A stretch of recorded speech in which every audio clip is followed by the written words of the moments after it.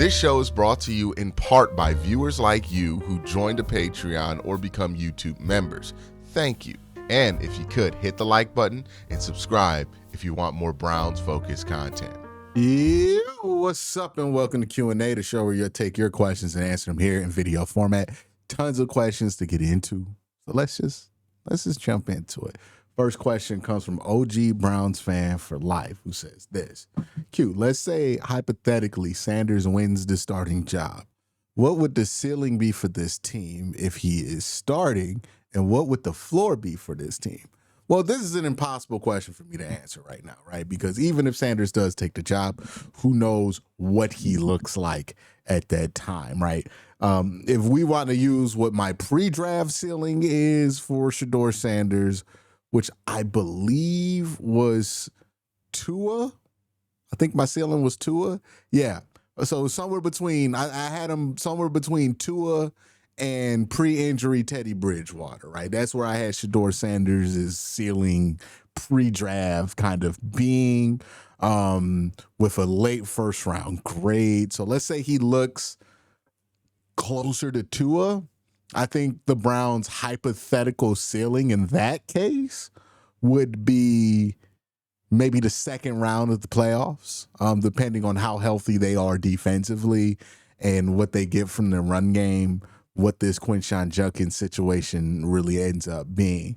That's what, like, if I were to take what my, pre-draft ceiling on him was. Now, to be fair to Shedeur Sanders, it's possible that he outplays that ceiling, and then obviously the Browns ceiling would rise with that. But if you're asking me based on what I thought of Sanders coming out of college, what kind of prospect I thought he was, who he reminded me as a prospect, in that range, somewhere between Teddy Bridgewater and Tua Tagovailoa, I think there is room for him somewhere in between that spectrum. And if he does reach that, then the Browns can be like a 10-win team that might, if they get the right opponent in the first round, wins a playoff game. But after that, if they have to go up against an elite team in the playoffs, that's when you're going to be very concerned about them, right? The Buffaloes and the Kansas Cities of the world.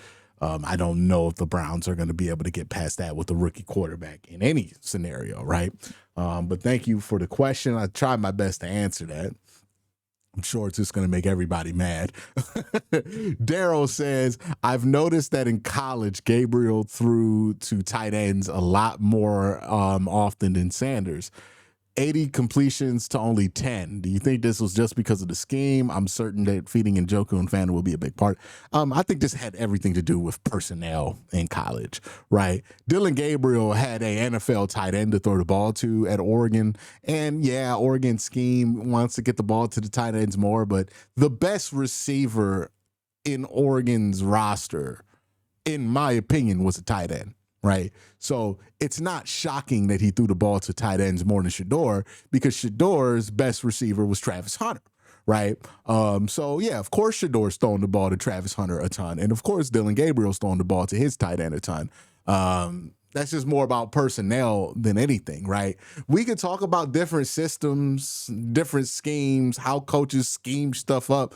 But at the end of the day, football coaches, especially offensive football coaches, are just trying to get the ball into their best players' hands. So that's what that scheme is going to reflect, right? If your best player is a tight end, you're going to throw the ball shit ton to the tight ends. If your best player is Travis Hunter, well, you're going to throw to Travis Hunter a ton, right? Like, that's just kind of how this is going to work. The Browns have Jerry Jeudy. The Browns have David Njoku. I promise you, all four of these quarterbacks will have a healthy amount of their targets split between those two guys. It's about personnel more than anything at the end of the day, because who cares what you can draw up if you got nobody to run it? You know what I mean? You gotta call the plays that you got the people to run, and that's where the ball's gonna go at the end of the day. The next one is from Ace of the Sea, who says, who is going to be the preseason darling? Why is it either Fannon or Luke Floria? Harold Fannon is too good to be the preseason darling, though, man. Like, he's not just some dude who's going to be on the practice squad. I think it's like Sal Cannella has a chance to be that, right? Or the Kent State wide receiver Luke Floria. But yeah, I wouldn't qualify Harold Fannon in that conversation. He's simply too good to be a preseason darling. Now, again, I've talked about this in the past. Like, I think people don't really know how to quantify what Harold Fannon's rookie year might look like. I think a lot of people are setting themselves up for, if Harold Fannon gets 400 yards of receiving, to be disappointed in that, when that would be a solid get for his rookie year. 600 would be amazing for him this year. But this isn't going to be some preseason darling, right? Like, usually you talking about preseason darling, it's somebody who's not going to make the team, or maybe might make it on the bottom of the 53-man roster. Harold Fannon's going to make this team pretty easily. Matthew says, I've been thinking of it for a bit. You have mentioned it in a previous video. With the expectations for this team sitting as low as it can, go based on a low expectation for the offense. This seems like another perfect setup for Coach of the Year award for Kevin Stefanski. What type of scenarios do you think would net him a third one? And would, my goodness, man, Shedeur Sanders' name is not that hard to spell. This is the second time somebody's misspelled it. Shedeur balling out at the end of the year. Help with this best shot. Would he need another 4 or 5 quarterbacks, but still a winning season? Here's my thing with Kevin right now, right?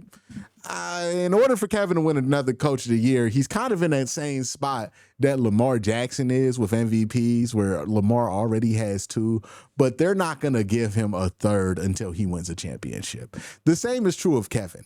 Kevin is not getting another Coach of the Year award until he wins a championship. It don't matter how deserving he is of it. He's not going to get that award a third time until he wins a championship, because the voters think about stuff like that, right? Like, oh, who are the other 3-time Coach of the Years, and is he really in that echelon, right? Like they try to factor in a historical element to this, which I think ends up being misguided most of the time. But that's how they view it. So yeah, Kevin's not winning another Coach of the Year unless he wins a Super Bowl. I think that's just kind of what it is. Iceman the Boss says, this is a big one. I recently watched the 2019 Notre Dame quarterback clinic ran by Tommy Rees. That was his first year of being an offensive coordinator, I believe. In this video, he lists attributes of a quarterback that are required. Among them are decision-making, accuracy, toughness, consistency, and a serious sense of urgency and passion. All of these seem in line with Kevin's philosophy, but the attributes that stuck out to me most was confidence. Reese gave an example of making a tight window throw and scrambling for a first down. I have 2 questions. Do you think people's perceptions of Kevin's ideal quarterback is lacking that confidence factor? I talk about this all the time. I feel people ignore that trait when they think of Kevin. Secondly, how much in line with Tommy's quarterback vision do you think Kevin is? I imagine the two are quite aligned. Again, you gotta keep in mind that coaching clinic is from 2019, which is well before where we are right now, right? A lot can change in the last 5-6 years. But yeah, I expect that they're pretty in line there. And I talk about this all the time when people are describing what they think is Kevin Stefanski's dream quarterback. It's usually like these really timid game manager types. And I think there is a part of Kevin that believes that that's his type of quarterback. But the reality to me that has been demonstrated with Kevin Stefanski, that the best results have happened with him when there is an element of risk-taking at the quarterback position. Kirk Cousins throws a lot of interceptions. He's more of a risk taker than I think people understand. But that Kirk Cousins operated that offense pretty effectively, right? Joe Flacco, risk taker, operated the offense pretty effectively. Baker Mayfield in 2020 was a risk taker, right? All the guys that come in and they're super check down oriented, they stink in this offense, right? Deshaun Watson turned into check down man his last year in Cleveland after that Baltimore game, and that was detrimental. So this idea that because Dylan Gabriel, in a lot of people's minds, is like this check down heavy quarterback, and that's why he'd be a fit, or that's what Kenny Pickett is, and that's what's going to make them successful. I don't think that's the case. I think Dylan Gabriel has to prove in this training camp that he's more willing to be aggressive in order to be the fit that people want him to be in this offense. And the same is true for Kenny Pickett. I agree with you. People overlook that confidence element of it, and they think that Kevin just wants the quarterback to take care of the ball of everything else and not take any risk. But the Kevin Stefanski offense requires a quarterback to be comfortable taking a certain amount of risk confidently, right? It's why I think by the end of camp, I truly believe that Joe Flacco and Shador will probably show you that they can operate the offense functionally a little bit better than what you're seeing from some of the other guys if Dylan and Kenny don't prove that they are aggressive downfield. Now, to Dylan's credit, a lot of the not going downfield stuff was just at Oregon. He did it fine, his other stops in college football. So there's reason to believe that that was just Oregon making him do that. But the Kenny Pickett thing, I think there's a lot more evidence to suggest that he's a bit more timid, and I don't know if that's going to work out well for this kind of offense, right? And you can just see it whenever you see one of these stupid charts pop up and people are freaking out about completion percentage, and I just wonder how much they actually care about that, right? Because Joe Flacco might be only completing 4 passes, but if he's completing 4 backside digs, then they don't care about the low completion percentage. The Browns have never been a super high completion percentage type team under Kevin Stefanski. So I think they want somebody who's willing to take those risks, because the offense usually looks like garbage whenever somebody just decides they're going to go and be super safe and take every check down possible. It doesn't seem like it's beneficial to what they want to do, contrary to popular belief. So yeah, I agree with you on that. Nice Jetpack says, hey, Q, who's the preseason MVP going to be this year? Is it going to be the Austin Watkins or the Josh Dobbs of 2025? My picks are Fannon Jr. Why are we including Harold Fannon in this conversation? I mean, he's too good to be a Josh Dobbs Award winner. Donovan McMillan, but curious to what you're thinking. I think that the preseason MVP, let's see. Let's try to factor in. Where's there going to be the most opportunity right now? Where does this team not have a surplus? Probably a wide receiver. So I'm going to go Jamari Thrash. Let's go Jamari Thrash. There's going to be a lot of opportunity for him. The Browns don't have that many wide receivers. Let's go Jamari Thrash for preseason MVP. That's who I pick as the Josh Dobbs preseason favorite for me. Guggle says this: do you think we have a diamond in the rough with either quarterback that we drafted, or are we going to acquire our franchise guy next year? Me personally, I'm still a Drew Aller believer, but I wouldn't be upset if one of these rookies shine. The Browns are going to be open-minded about solving this quarterback problem. And the truth is, there are scenarios where the Browns could have decent quarterback play this year from one of the rookies and still decide to draft somebody else. It's entirely possible. The Browns are going to be aggressive about finding a quarterback, I would expect, next offseason, and they're going to be creative. So it might not just be the draft, right? They might look for a trade, but they're going to be aggressive, and I think, about finding a quarterback, because what you really don't want to have happen is you get into 2026 and it seems like a good enough idea to start Deshaun Watson again, right? You want to be moved on from it, right? And this year you get kind of a mulligan because he's going to be out for the year. But next year, he's still going to be on the roster, but he's on the final year of that deal. So if you truly want to move away from him in a way that sets the message for everybody else in the fan base and in the building that this is a new direction we're going down, you're probably going to have to bring somebody in. Whether that be in the draft, trade, free agency, you're going to have to do that. So I think that's going to be possible for this team. Next question comes from Blaster, who says, if QBs on the roster don't pan out this year, Do you think the team will look into the draft of his first round next year despite the holes on the roster?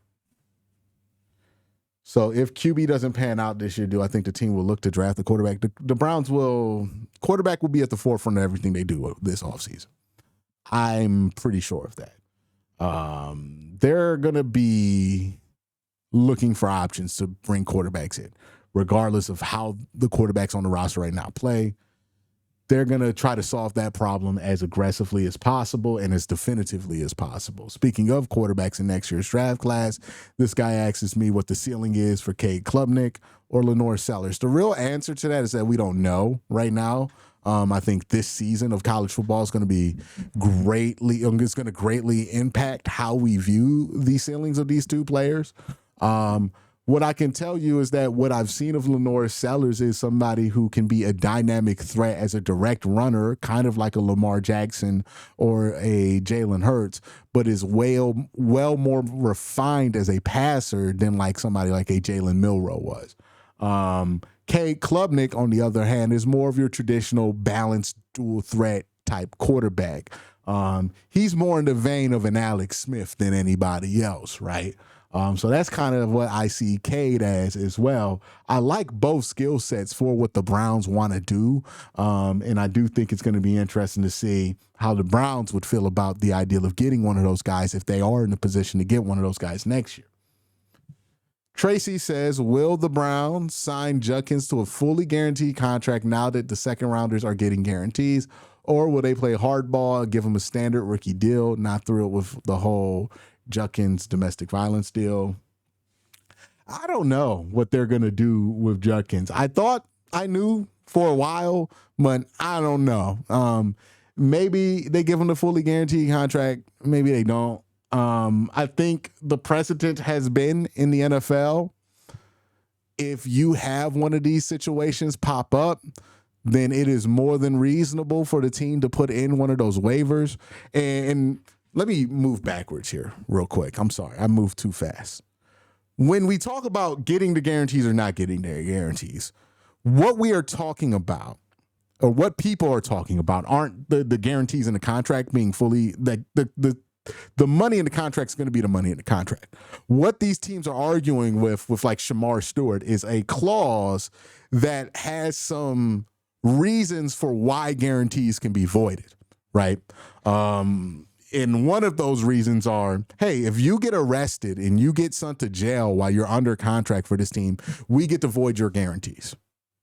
That is what is at the forefront of the argument with like Shamar Stewart and other players who don't like this language. That's what it's about. It's not really about the money or the guarantees. It's about options to void those guarantees. And given that Judkins is in this situation right now, right, the Browns are probably going to want to have a clause in there like, hey, if you get suspended for a year, we can void this contract if we want to. That's another clause that they have even with Deshaun Watson, right? Where if Deshaun Watson gets suspended by the NFL again, they can void the guarantees in that contract. So that is what they're probably arguing with Judkins' representation with right now. I'm going to be real. The fact that QUINSHON had this pop up at this time is not good for him, right? Like, he's not going to win that argument now. And the Browns are likely going to be more set to want this, knowing that he already has an offense on his name. But yeah, if you look at guys who pop up like Abdul Carter, I think this made the rounds. Abdul Carter's contract had that same language in it that the Bengals are trying to get in Shamar Stewart's. And that's because Abdul Carter has an arrest on his record, right? And like I don't care about beating up the boot man, but you know, the NFL does, so they're going to have it. So, hey, if you get arrested again, we can take this away from you. That's just kind of what happens. And if you don't sign your rookie deal and you have something like that pop up, then your team is probably going to make that move on you if they haven't already. And I think that's what's going on here. They're going to sign him to a deal eventually, more than likely, but I think that's what the argument is. You let me know in the comment section what you guys think. Y'all have a great day. Have an even better night. Peace.